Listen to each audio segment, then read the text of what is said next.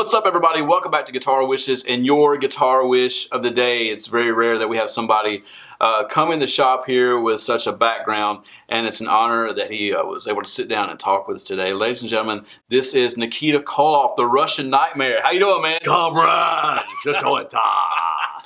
Hey, great to be with you. Man, the honor is mine to be here. You're filling me in on some of the history of this place and the legacy that you're leaving. I'm honored to be here with you guys. Well, thank you so much, man. You know, it's rare that we have somebody come in who is doing so much for the community that you are. And you know, you're well known as a wrestler. We'll get into some of that stuff. But you were just at a camp last week.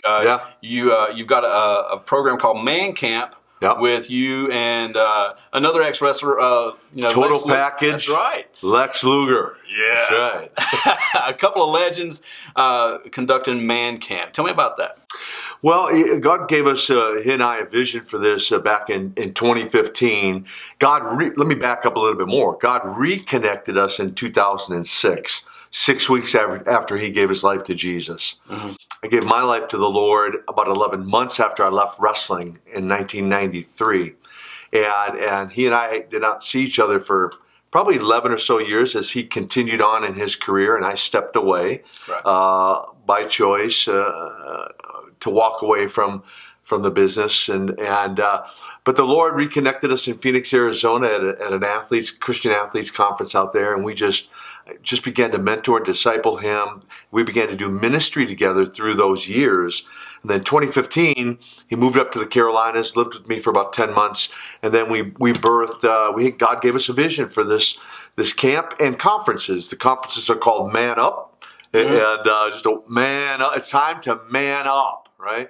One-day conferences, and we do in local churches and communities, like you said, giving back to the local community. Sure. And then men are inspired by the one-day conference, and then come to the full-blown 5-day camp. It's a 5-day catalyst, and it centers around 1 Thessalonians 5:23, which is to be whole in spirit, soul, and body. So Lex and I combine all those years of experience and weightlifting, working out, eating, exercising, along with our spiritual journeys and the right mindset it takes to be a champion. Right. Men come in, small groups of men, and we give back or pour back into them, hopefully equipping them to return back home, to be the godly husband, the godly father, and fulfill the mandate, the godly mandate on their life. That's in a snapshot what Man Camp is. And is it a week-long program,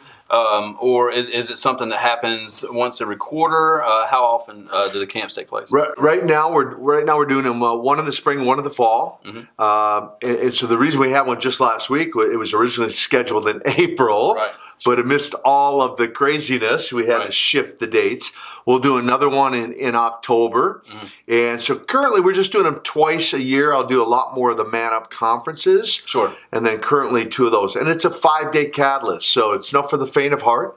Mm-hmm. It's really for those men 18 years and older who really want to deep dive into the Word of God and just pursue vision for their lives, just encounter the Lord, and just grow and mature in their journey with Jesus. Right. And, you know, if you look at what's going on in the world today, stuff like this is needed.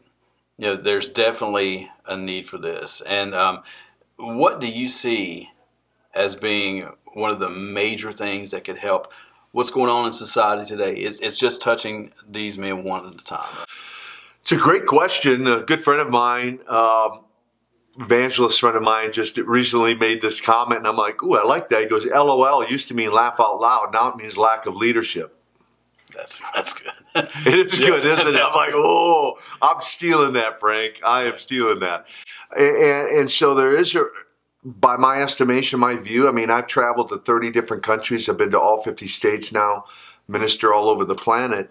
And especially in America, there just seems to be, even in the church, a lack of leadership. And so part of our goal, Lex and I, in bringing these men in, or going in and doing the Man Up, or them coming to us and participating in the Man Camp, is to really instill biblical principles of leadership to them, that they can go back to their homes, back to their jobs, back to their communities, and live a life of leadership based on biblical principles. So that's what we're hoping for. Right. And you're well known as the Russian Nightmare, Nikita Koloff, from the mid '80s. And I would be remiss if I didn't ask you about your career as a professional wrestler. Sure. If you go back to those times, back in the mid '80s, things were kept secret. The business was kept secret because business was protected. Yep. But I've always wanted to know, who were your quote unquote, and I never hear this, who are your quote unquote best friends? People that you love to hang out with. I know that back in the day, good guys and bad guys, they didn't ride together. They didn't really hang out together because you were protecting the business. Right. But who were your best friends, people you love to hang out with? That's a good question. And because, people kind of get the misconception, oh, you're all buddies and you're all friends. And I try to squash that perception because, whether, if you think about a place of employment, not everybody are friends typically at the place of employment. You have certain people you like better than others. And wrestling was no different. Certain guys you like, certain guys you didn't much care for, different lifestyles, right. Certainly. Absolutely. And so for me, probably some of the funnest times back in those days, of course, traveling up and down the road with Uncle Ivan Shatoita, right? Uncle Ivan. Ivan was fun to travel with. Once I saw the light, if you will, came to the other side of the tracks and became one half of the superpowers with the Macadrine doth the road, the tower of power, too sweet to be sour, if you will. Love Dusty. He was fun to travel with. And then there was a group of us, a core group that kind of traveled a lot. Mm-hmm. And that would have been Lex Luger, Sting, right, Road Warrior Animal, and Nikita Koloff. If you can picture the four of us in the car together, we had fun. Well, I know back in the day you either rented cars or somebody. I mean, you had to get a pretty big car for that. I'm assuming. We did. We tried to find a big old Cadillac, every town we went to, or of course, if we were at home. We're driving. I remember one time Luger and I were traveling to a town together. He's driving, we're in his car. He had like this, 560 Mercedes, the biggest one you could get, right? Yeah. I'm like, dude, if you don't mind my asking, what's your payment on this thing? And he told me his payment, and I went, dude, that's like more than my house payment. Like legit, like for real. Yeah. I'm like, your car is more expensive than my house. I mean, but that was the package. He's like, hey, lifestyle. Yeah, I guess. You had to keep it up back in the day. You had to keep up well, especially once he became of the Four Horsemen. He really had to keep up the persona, right? I can't imagine. Some of my favorite matches that off the top of my head that I can remember, Starrcade 86, 87, wrestling Ric Flair for the world title. Yep. Those pay-per-views have kind of a mythology to them. People, when they dig back for the best pay-per-views of all time, those are always up there. And, what are your memories of wrestling Slick Rick for the world title? Picks Flair up. That just tosses him down. Slick Rick. I tell you, and let me just make mention of the fans when I'm out doing autograph signings and still, occasionally, being at a live show or something. Right.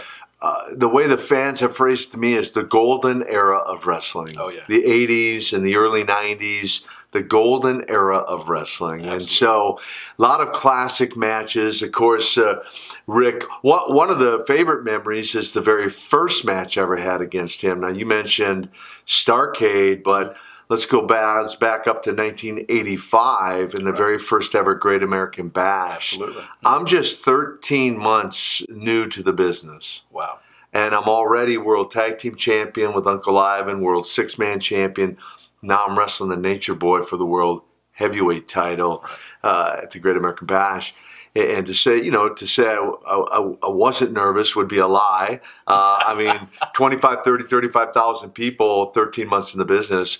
But I look back on that match, and then Starrcade 86 that you're mentioning, and all the matches in between. I mean, he and I had, gosh, I don't even know how many matches we had. But he was the consummate professional. Right. I like to say he could make a broomstick look good because he made the Russian Nightmare look good in the ring. I've always heard that he was amazing at, again, for lack of not want to expose the business, But it's already been exposed. Don't worry. But walking somebody through a match. Yeah. I've always heard that he was incredible at being able to walk the person he's working with, because of course Rick would call pretty much everything that he was a part of. Yeah. Walking someone through a match, and the crowd left happy, which was always the most important thing. Well, most of the time. Sometimes we didn't want them to leave happy. We wanted to leave mad so they come back and buy a ticket for the next show sometimes. Right. But what people may not understand that era versus present day is when you say walk them through a match, in today's era, that's literally what they do. Yeah. Before they ever step in a ring, they walk them through the match, right? Mm-hmm. In those days, we didn't walk through a match sitting in a dressing room. We had you might call it a predetermined outcome, but if I'm wrestling Ric Flair for an hour, I might have a 3 or 4 minute outcome that I understand, but for 56 minutes, it's improv. Oh, yeah. It's spontaneous in the ring. Yeah. And that in its day was called the psychology of wrestling. And so Rick was one of the best at listening to the crowd and dictating to the crowd what we wanted them to do, not what they wanted us to do. Right. And he was a master of that. Telling that story. Yes. Absolutely. Yep. Draw them into the story. Tell the story spontaneously in the ring, both through verbal and nonverbal cues. Absolutely. It was an art. Oh, yeah. Absolutely. One of your biggest angles was with Magnum TA. And that was an incredible run he had, an incredible series of matches that you guys had. Yeah. And, that was a terrible thing, what happened to him, but I just talked to him a couple of years ago. Yeah. And he has such fond memories of that. Yeah, it's probably the most talked about from a fan base for me. One of the most talked about series of matches of all the matches I had, even the Nature Boy and Dusty and Superpowers and Horsemen and LOD, Legion of Doom, Road Warriors, Rock and Roll Express, and all the rest is the best of 7 series with Magnum TA. Mm-hmm.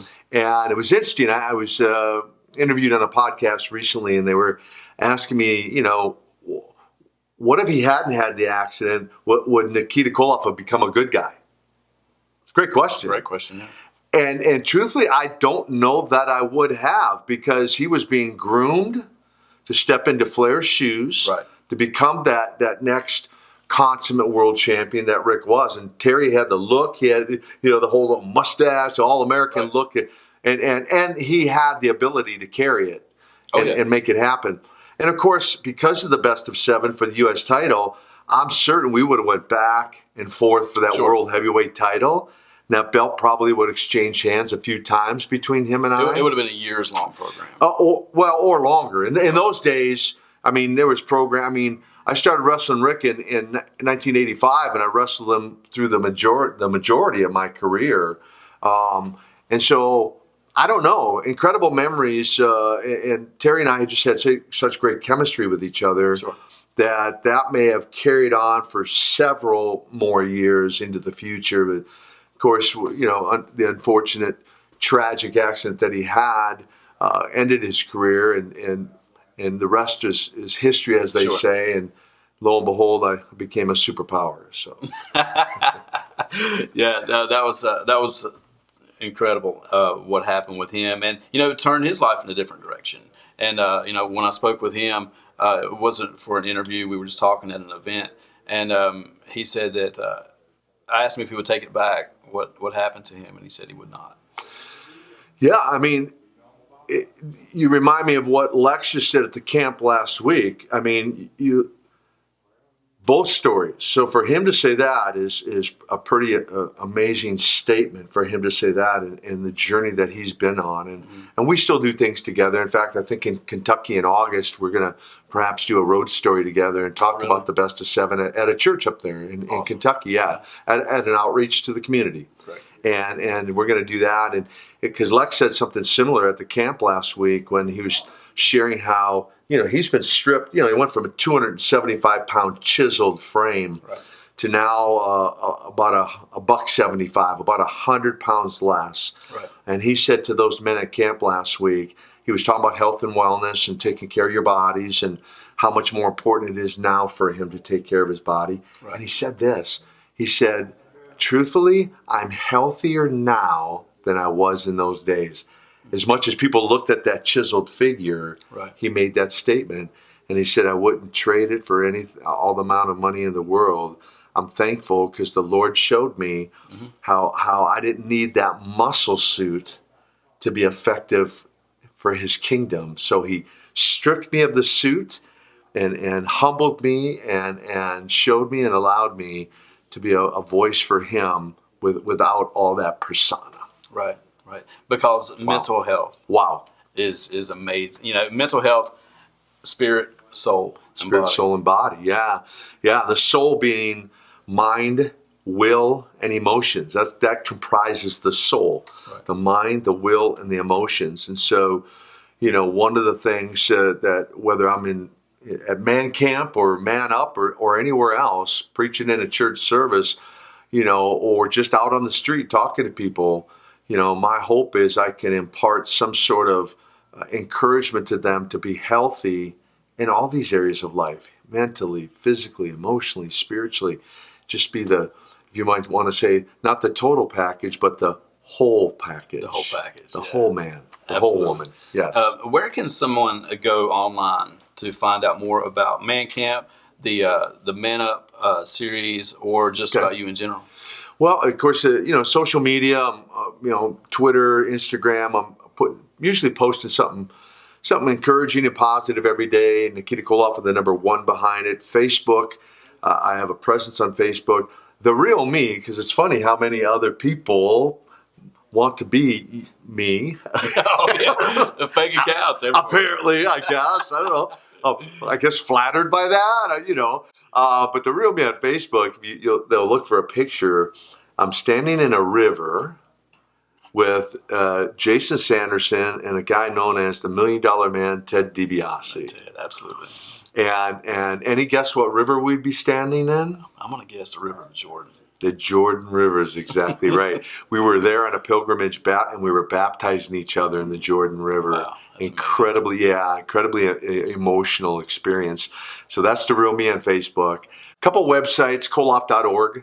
Mm-hmm. Keep it simple, right? Yeah. Koloff.org, koloff.org. And then for the Man Camp, mancamp.info.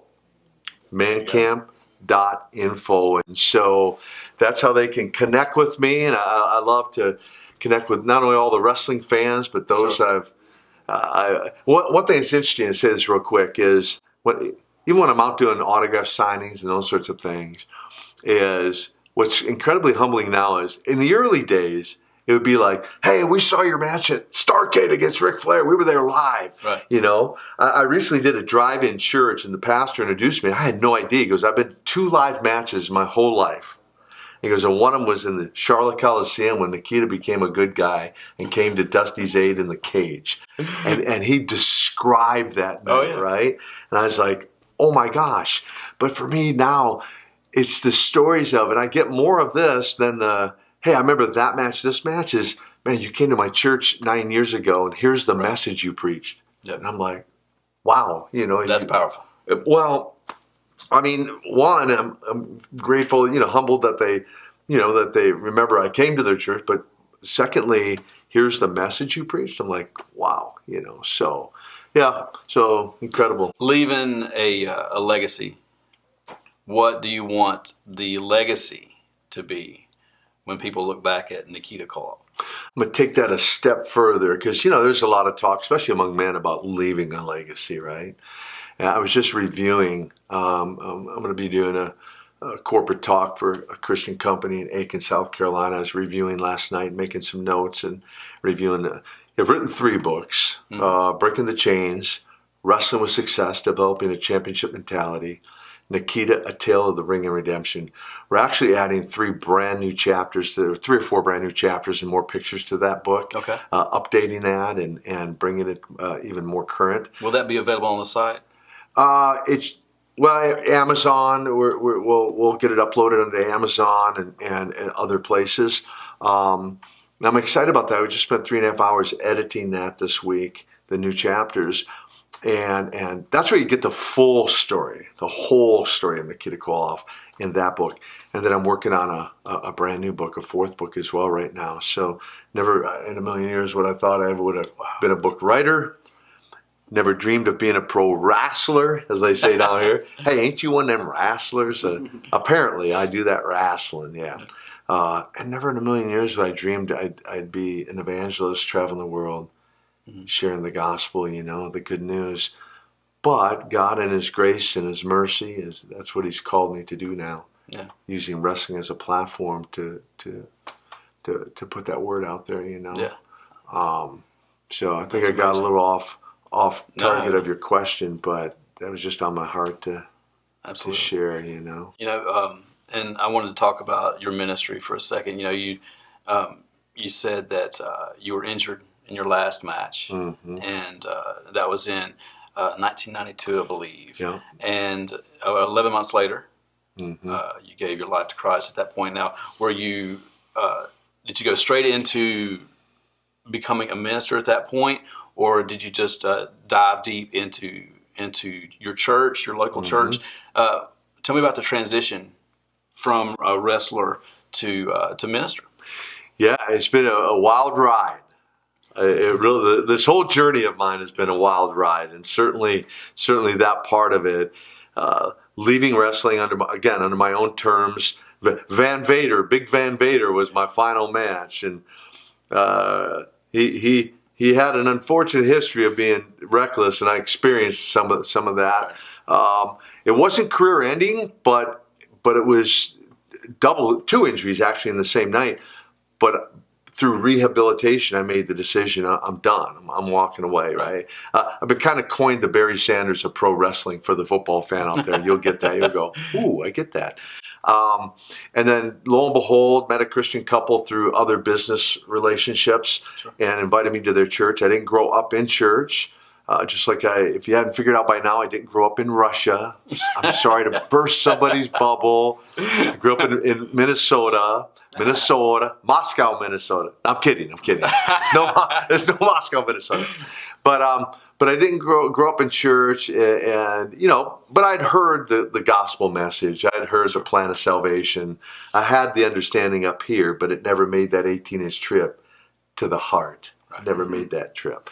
But on 17 October 1993, through an invitation, this Christian couple, met them at church, and that was just a day of divine destiny for me, that I found myself at the altar, give my life to Jesus. To answer that question further, no, I did not immediately just jump out there and start preaching and sharing my testimony. In fact, it would be several years of mentoring and discipleship, which is, I feel, critical and important. That especially for celebrities and anybody, Sure. but especially if you got a celebrity name, because unfortunately churches will take advantage of that. Right. And if the guy's not grounded and ready, then it could really damage not only his witness, it could damage his view of church itself. Sure. If that makes sense. It does. Well, I'm sorry. I was just going to say, because Lex, when first got saved, asked me, he goes, look, will you disciple me? Will you mentor me? What should I do? What shouldn't I do? Right. And I said, well, I'm going to tell you what you're not going to do first. And that is, churches, the minute they hear that you're saved, are going to, we got to get Lex Luger here. But you got to get grounded in your walk first. Get the word in you and develop and mature that walk before you leap out there. So it's really about 5 years. In fact, what I did is I got my hands dirty. Now, I wasn't a construction guy growing up either, or any of that, but I went on building projects. I went to help build a church in Trinidad, helped build a Bible college in Tobago. I went to Angola, Africa for 3 weeks to help build a church.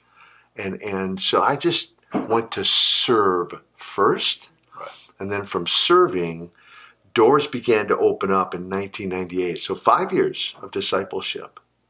Doors began to open, wide open. And now here, all these years later, I've preached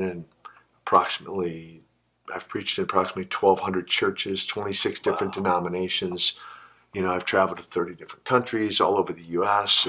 and God has just been so faithful. Incredible ride. Yeah. And I love what you said about being grounded before you go out there and share that.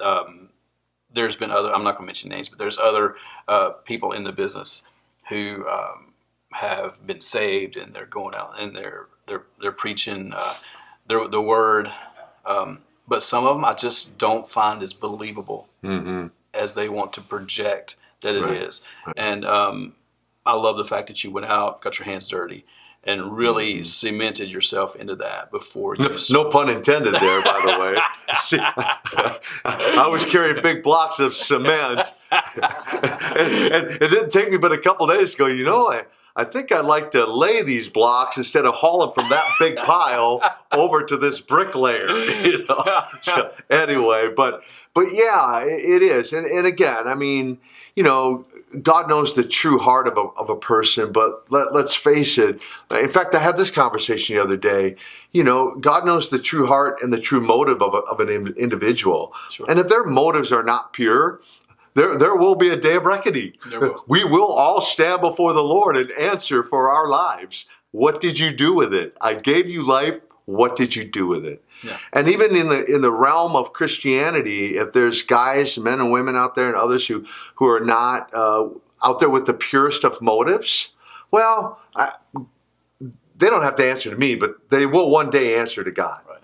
They will. Yeah. And so it's very critical, it was very important for me to be grounded and continue every day pursuing that relationship with Him so that I could become more and more and more mature and not just rest on what I had learned 20 years ago and carry that forward, but just continue to grow and learn as a if you want to say, a lifetime student, and become even more and more grounded in my walk. And,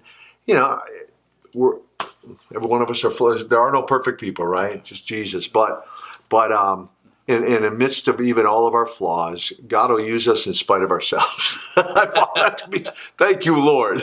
You know me better than anyone. Thank you. Well, I can't thank you enough for coming by the shop today. It's been a true honor sitting down here and talking to you. I want everybody to go check out koloff.org. Check out the Facebook site, of course. So there'll be a picture of him in the Jordan River with Ted DiBiase and Nikita Koloff 1, I believe is the address you said.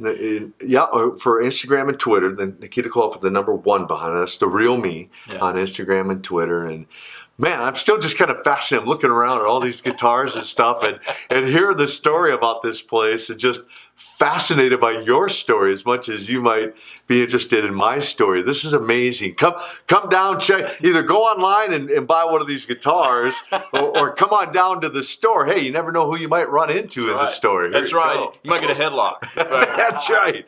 That's right. Choke slam. Russian sickle. The most feared move in wrestling. That's right. When you saw that Russian sickle coming, you knew something bad was going down. It was going to be the one. Hopefully, it was going to be the 1, 2, 3. Yeah, that's right. That's right. That's right. Well, for everybody here at Guitar Wishes, we want to thank Nikita for showing up and talking with us today, and for his work in the community, especially this day and age. We need that, and so go check out his stuff and look out for his 4th book on the way. And thank you so much, man. Thank you, my brother. Go check us out, guitarwishes.com. Check out our Facebook site. Smash that. What is it, Hayden? Smash the like button. Yeah, smash the like button. And the notification bell for content uploaded daily. We'll talk to you soon.